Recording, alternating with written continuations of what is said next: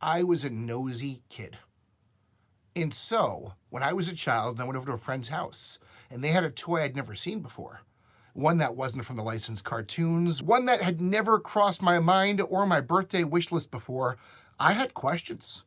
I wanted to know what it was, where they got it, and can I play with it, please? Finding these toys again years later is a lot of fun because, hey, we all remember Transformers, we all remember GoBots and Voltron, but you find those weird ones and it unlocks memories in your mind and a certain joy you forgot that you used to have. So, case in point, in 1985, this guy was showing up in all of my friends, or at least all of my rich friends' houses. This is Machine Dolphin. Might not look like a robot toy at first, give it time, it is. This was originally from Nebula Mask Machineman in 1984 in Japan. It was imported over to the United States as part of the GoDaiKin line in 1985, which was Bandai just porting over a lot of the amazing toys they'd made for many, many different live action, and I think also animated toy series. This one was in everyone's household, and I'd never seen it before. GoDaiKin was not a toy line that had really crossed my radar. If it was on the shelves at Toys R Us, I was going right past to look at Transformers, so I missed it. But I have a theory as to why this was in so many of these kids' houses, because here's the weird part. I'd ask them about it. I'd say, what is it? And they go, Who gave it to you? Can I play with it? Yeah, but it's not a Transformer. These kids weren't asking for it, and yet they all had it inflicted upon them. If you know anything about GoDaiKin, it was not a cheap toy line. It was a high-end, expensive toy line. In fact, it often ended up in some of those more snobby, bougie, independently owned toy stores because it was so expensive, didn't have a cartoon, wasn't made by the mainstream toy manufacturers everybody knew. So a lot of times if you wanted to get your kid the very best toys, or want to impress your grandson or nephew with a really bougie, expensive toy, you might get a Transform robot toy from the nice store, as opposed to the Transformers that, everybody has. My theory as to why everyone had Machine Dolphin is he was one of the smaller GoDaiKin toys. They had miniatures in standard versions that were smaller scaled versions of their regular toys. But of the deluxe nice toys from the GoDaiKin line, this was about as small as they came, and thus I would assume was one of the more inexpensive ones as well. So if you want to impress your kid with a nice toy from the nice store, but not spend too much, you might have gotten the Machine Dolphin in 1985. However, I tracked this toy down as an adult because I remember playing with it in my friends' households and they didn't care about it, but I thought this toy was amazing. It was simple, it was easy to do, but it was so much fun, and honestly, it's just beautiful. I mean, I love 1980s visions of the future. It's a beautiful, gorgeous toy. It's sleek, it's creative. I don't know, it's fun to look at, and it's even a lot more fun to play with.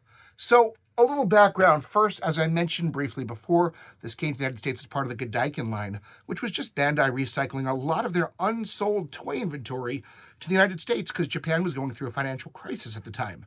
Machine Robo had come out a year earlier, and I don't have the impression it did particularly well. The show lasted one season. It was a Tokusatsu series.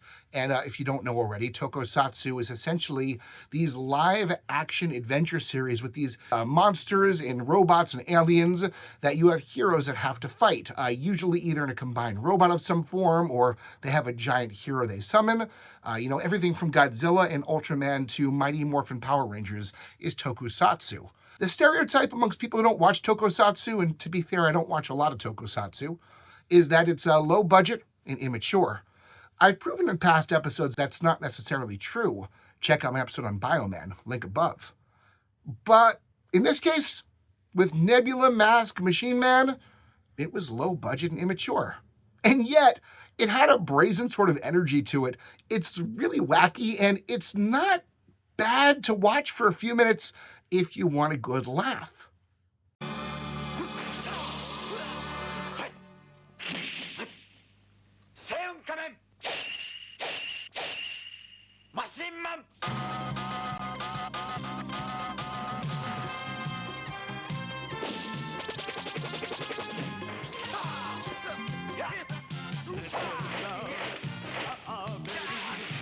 And the toy at the center of it's really the coolest part.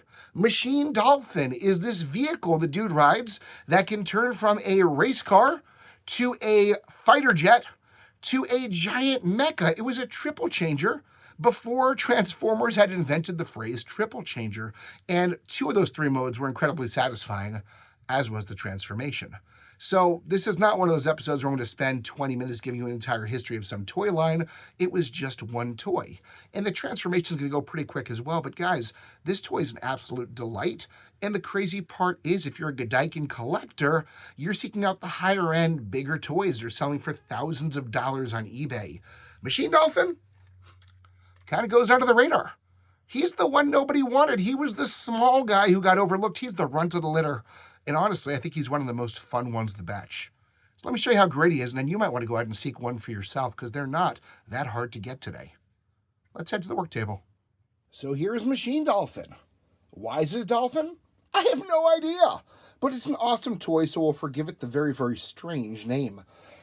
Beautiful vehicle, big race car.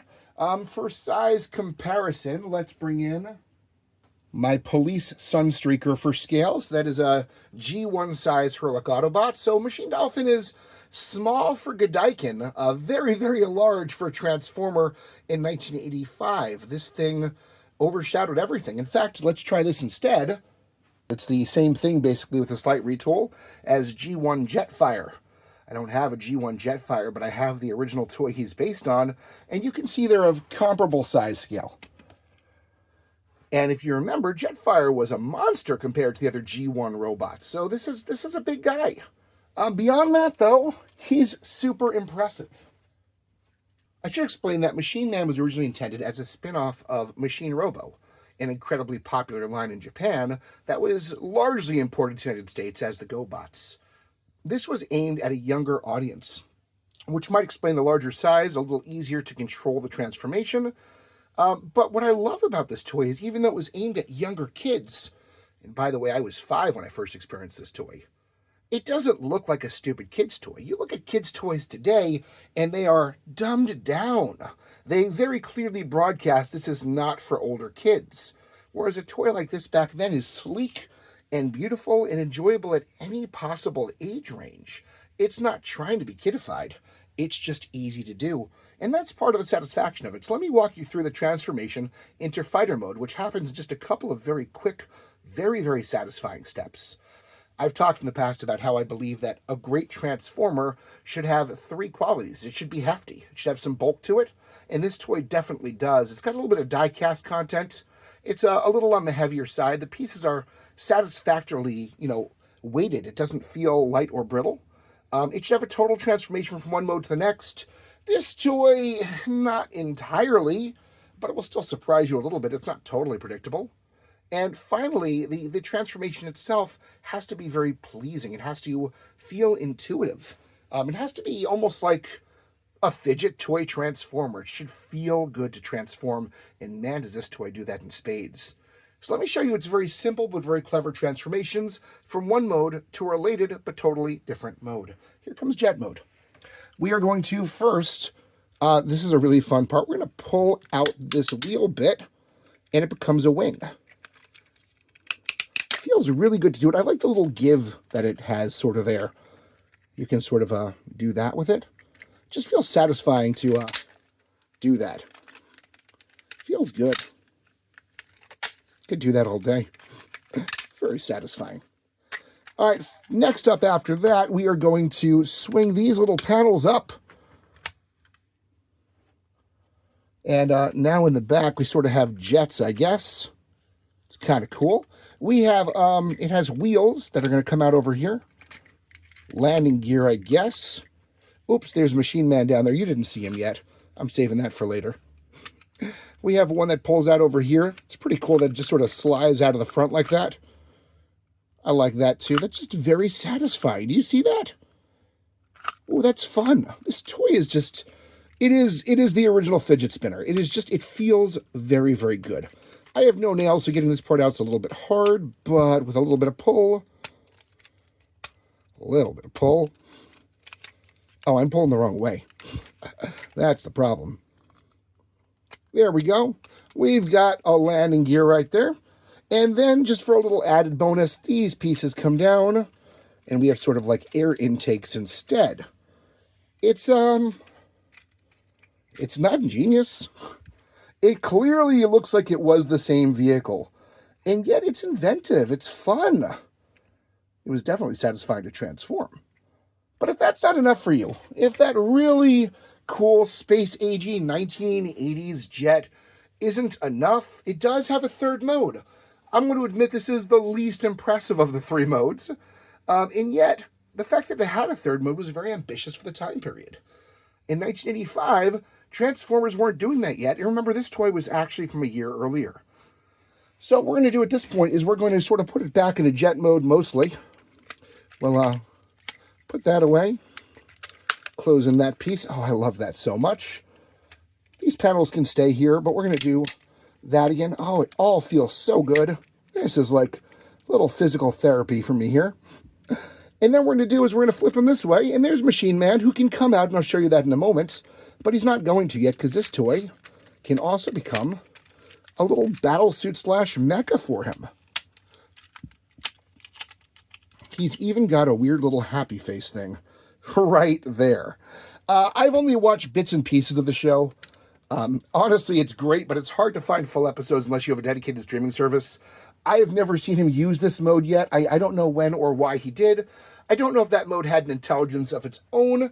I don't know if it was, maybe it looks a little bit like, I kid you not, his best friend on the show was a baseball. It was an intelligent alien baseball. His face kind of looked a little like that.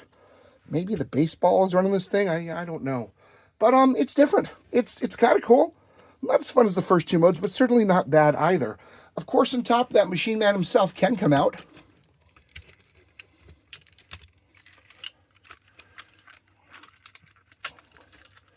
He's held together in there by this little complex piece right there.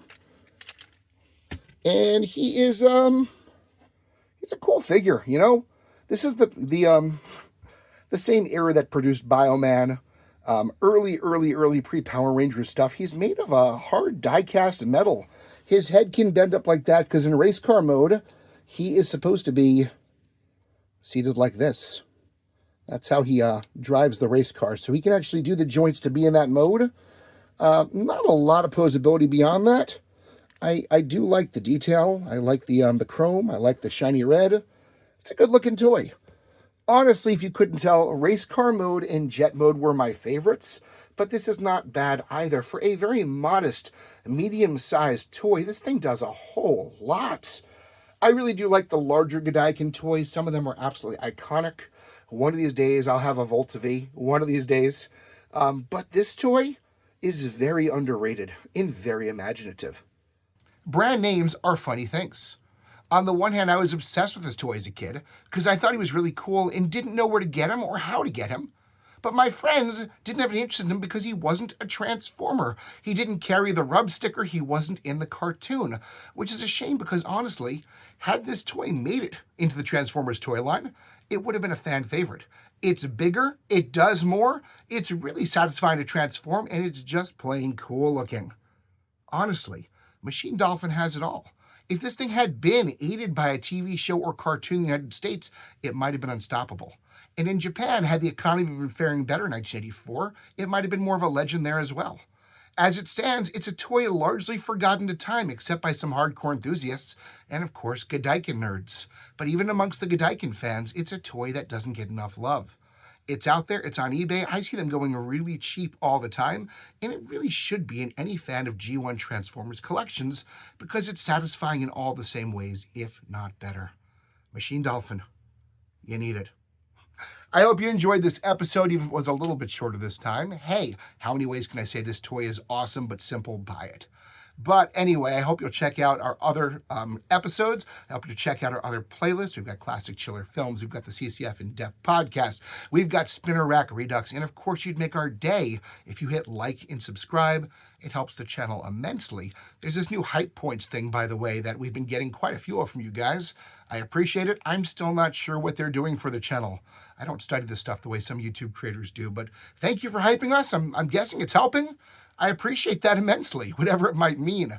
Hey, if you're in the mood for more deep conversation that goes a little bit harder, a little bit more worthwhile than what you're getting in these YouTube comments or what you get on Facebook or social media, check us out at classiccomics.org. It's a place where people actually have true back and forth conversations, where your comment matters beyond a like and a very quick reply, where people want to get to know you as a person and you might even make friends that last for life. Classic Comics Forum has been my home away from home for many, many years now, and you can find me there just about every single day. I hope you'll check us out at classiccomics.org. We'd love to get to know you better. Have a great time. We'll see you for the next episode. In the meantime, stay weird.